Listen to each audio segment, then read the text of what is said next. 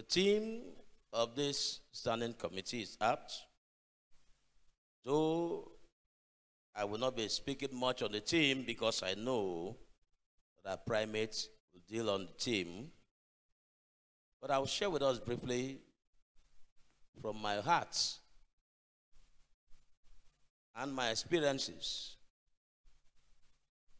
and call on the need for us to actually do more in saving our generation.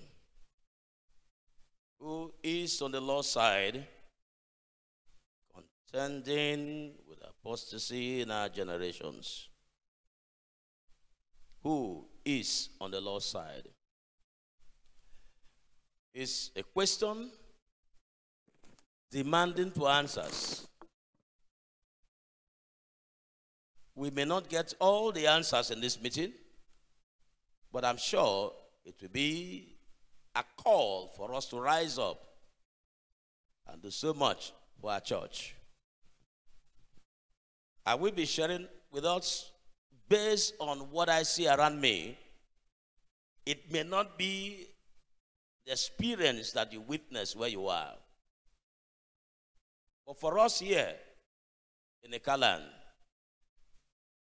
one thing that has speedily, with that notice,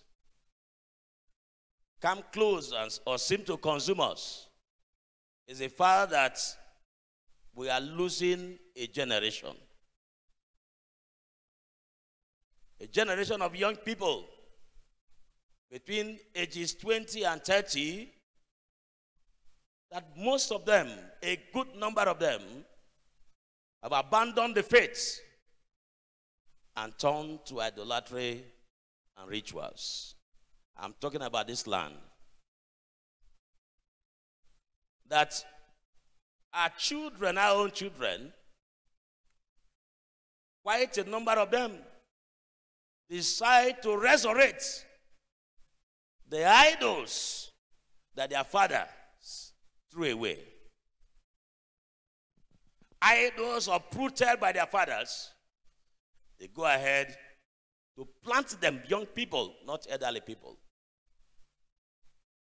When we go around the Ekaland, we hardly find people of ages 45 to 60 still having time for idolatry. But we have more than 50% of young people moving away from the faith. Christians, so to say, baptized in the church. Parents, Christians, but far away from the church. Around the year 2016, 2017, about 2018, several of our young people left this land in search of job, but most of them in search of money, liquid cash. By the time they returned 2-3 years ago, when I talk about a good number, over 70% left. In my village, in 2017, in my own local village and the local Anglican church in my village, what about 17 young people? Youths, boys, about 17 I can count. But by July of 2018, we had just about 2 left. All of them left this land. 2-3 years after, a number of them returned.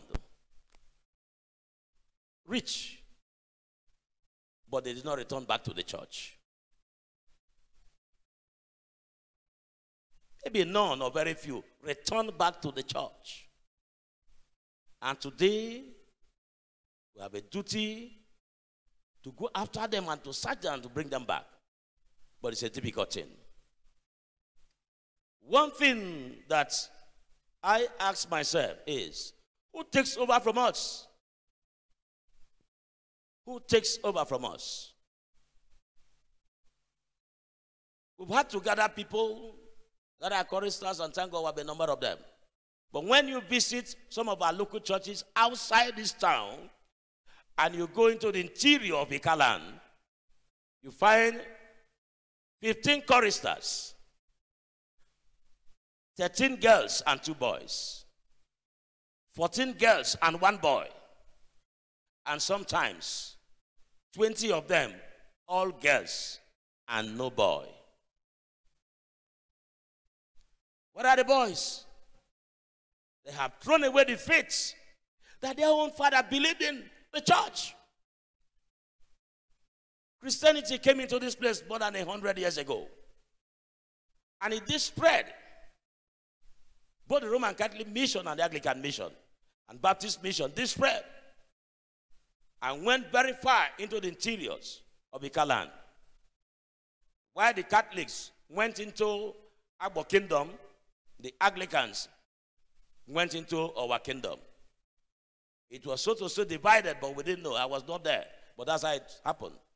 The Catholics went this way, and the Anglicans went this way. And it did spread. They abandoned idolatry. And their parents followed God. But today, the table is turning and turning very fast. One thing I tell my people is, most of us today as clergymen, and then opportune to become bishops, we were church boys in the choir, in the youth fellowship. Some of us were everywhere, in boys brigade, in the children ministry. We're virtually everywhere. And then God picked us up. And then we beat our chests and said to ourselves, we are part of this Anglican church and be there. But today, we have scarcity of young people in the church. Boys, scarcity of them. Who takes over as clergymen of tomorrow? Is it after their dreadlock? Then they will remove it, and then they come back and preside over this church. It may be the same in some quarters and in some dioceses. And I know that primates' address and teachings will go a long way in leading us on the path to follow. But leaders of the church, clergymen, bishops, and lay leaders of the church, we have 2 ways to direct our people to. Either to the way of light or to the way of darkness. A straight road or a road that is crooked. It is very clear for us that quite a number of our young people have decided to take the crooked road. We may celebrate the Anglican Church today. Oh, we are great and buoyant.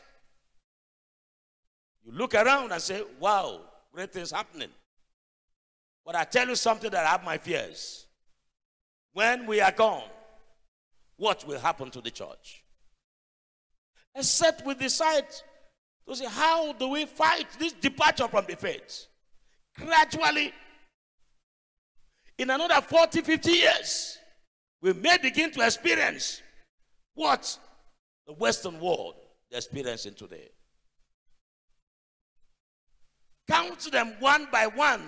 They are all around us. Our youths are departing from the faith. When you talk about the evil of homosexuality, they are very close to us. A number of our young people are greatly involved in it. And they're here with us. We have been consumed by the get-rich syndrome of our young people. We have a school here. Recently, 2 of our students had issues that has to do with phone and photographs and all that. And the head teacher decided to investigate and seize those phones. I wanted to know how far and what they have done with the picture. Took a photograph of somebody and was circulating it.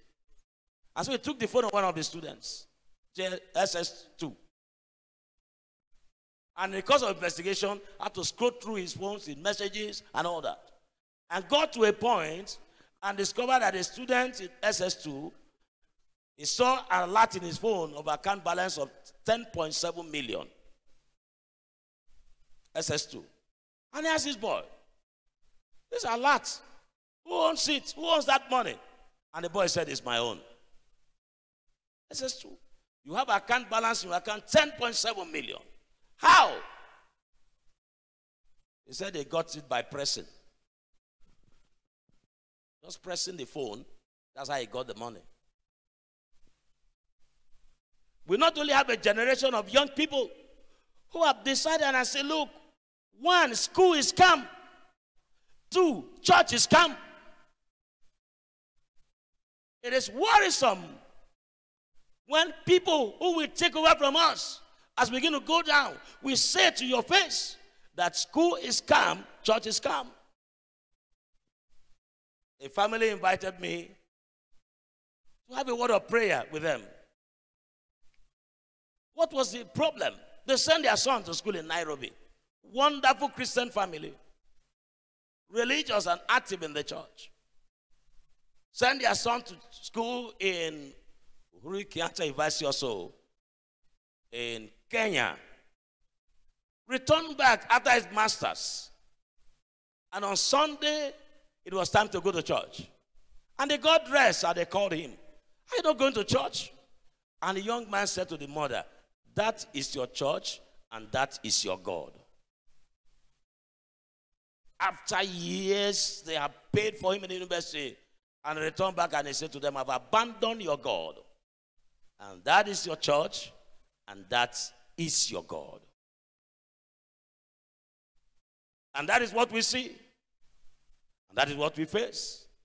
And that's what we cry about. People of God. I know in addressing this later, the primary will talk about all of us. But for me, I appeal to us as a church that we should look at the generation coming after us. If we're not careful, we're going to lose it all. We have people, for us in the camp, we have people who come to assist us. Men who will say to us, I was baptized in the Anglican church. Today is 50, today is 60, some of them are 70.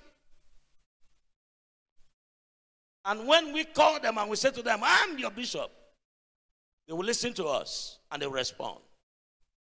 Based in Lagos, in Abuja, and so on. But these people who respond to us, their children are children who know not the church. And they grow old and they die. Their children may never respond to us as a church. Have either left us for other churches, or they have left the faith entirely. And their father and the mother standing alone. Except with thee, with this evil, we may not have a church for tomorrow. I wish we were talking about people departing from the Anglican church and going to redeem and going to live in faith. It would have been better. But we're talking about people leaving the church and going to idolatry. We have centers all over this place and in this land where they celebrate the evil of idolatry. We had a case 2 years ago when young people started dying in some of our communities. Community called the Dumesa, Uterumo, Utokpo, down to Owaliro. Particularly in Utokpo, in one day, 4 boys will die. Young people, between the ages of 20 and about 35, will die in one day. It was as if it was a plague. They begin to vomit blood, they collapse, and then they die. Sometimes they bury 4 young people. There was fear in the land. For one of the communities, for example, in Dumesa, young people gathered, not their fathers, gathered, and said that the shrine in the roundabout of the community is weeping that they paste church posters on the shrine. That is why it's killing young people. Because churches were pasting their posters in the land. That was the same community that about 12, 14 years ago brought out all the pastors, including the Anglican catechist. Was he a catechist or a priest that time? Elvis, was Elvis also? Was a catechist then? Brought out, including the Anglican catechist, and all the pastors, brought them to the center of the community and trashed them with koboko. Young people, it's not their father doing it. In the other community, they almost drove their traditional ruler away. Though as a church, we gathered with our white cassock, with the staff, and we marched through Owali Road on foot, all of us, my ministers, down to Dumesa, and continued our walk down to Termo, and returned back through Topo in a prayer watch and march. That was the end of the death. After that day, no more death was recorded in the land. After that march of prayers, no, it ceased instantly. People stopped dying. We have people returning to evil and idolatry in the lands. Abandon the faith and turning. And so the question, who is on the Lord's side, is a question, and it's something that we will carry home as a diocese and begin to ask our young people one by one, who is on the Lord's side? In about 2003, 2004, 2005, a lot of them went into cultism. Young people initiated into cultism. Street by street in this land. And of course, as a church, we stood up and rose up and cried to God, and one-on-one with them, that they must come out of this. Some came out, some remained, and many of them died. Initiated into evil and idolatry. Let's not look at ourselves and be bold to ourselves and say, we have a strong church. No, I wouldn't look at myself like that. Even though in this land and the whole incarnation, it is not debatable that the Anglican Church is a strong church in every community and in every village. But I have my fears for the next generation. Today, we want to employ young people into the ministry as catechists or even to the priesthood. You put them together. We need workers. That is true. We're planting churches and people have to pastor them. And people come in and you listen to them, interview them, and talk to them, and you parade 7, and out of the 7, you can only find probably 1. But because you need workers, you bring about 5 or 6 into the ministry. Our greatest headache is young people in the ministry. Young priests, never give them an assignment. Few of them, above them very few, and they deliver. They are everywhere and nowhere. It is an evidence of our generation.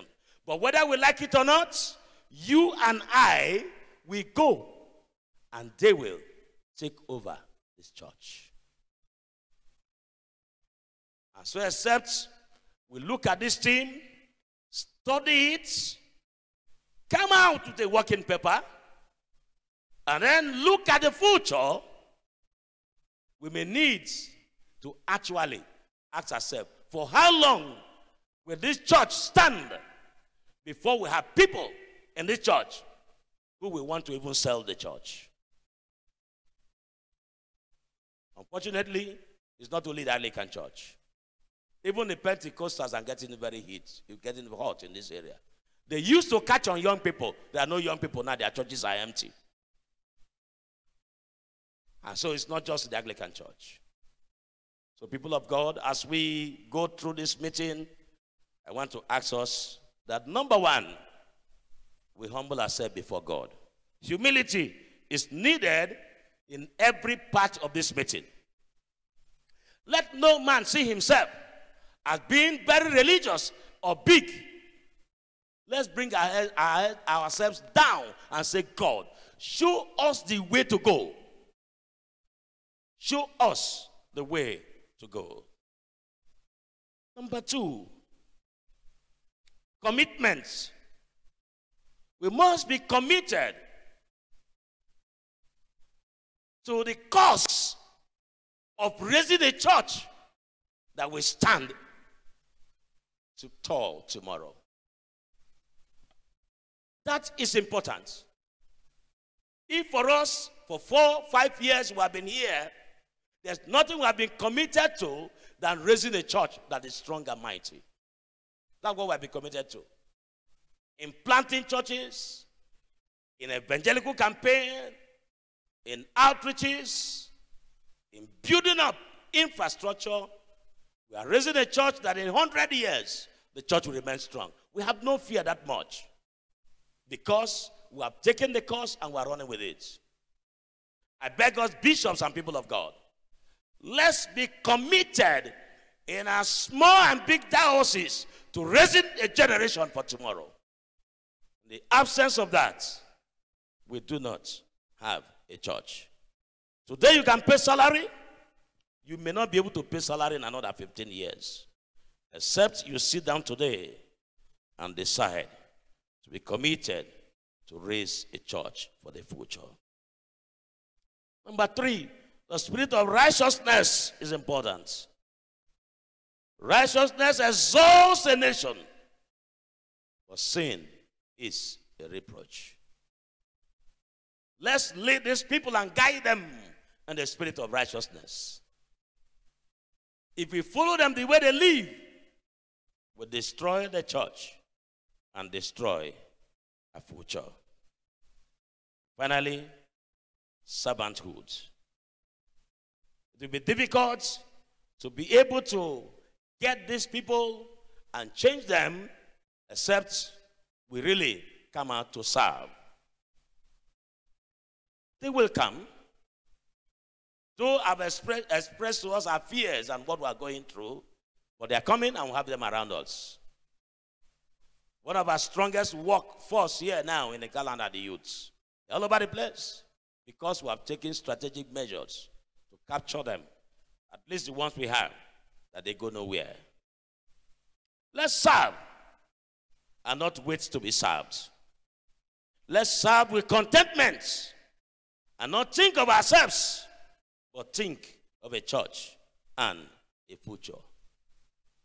I say again, if we lose a generation, we are sure to entirely lose our church. Look inward to your diocese and find out what is going on. For me, we know our fears, and we have decided courageously to fight it. And God indeed is helping us, and we are raising a people for the next generation. Evil may seem to prevail in the land. We have the all over place.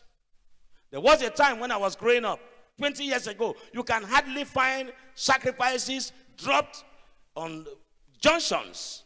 But today, we find them. Sacrifices left on the streets. But I know one thing, that God is able and will bring them to his side. Evangelical campaigns and moves by churches to bring people back to God will be needed in the next couple of years. Whether the devil like it or not, the church will continue to grow, and the gates of hell will never be able to prevail against the church. In the name of the Father, and of the Son, and of the Holy Spirit.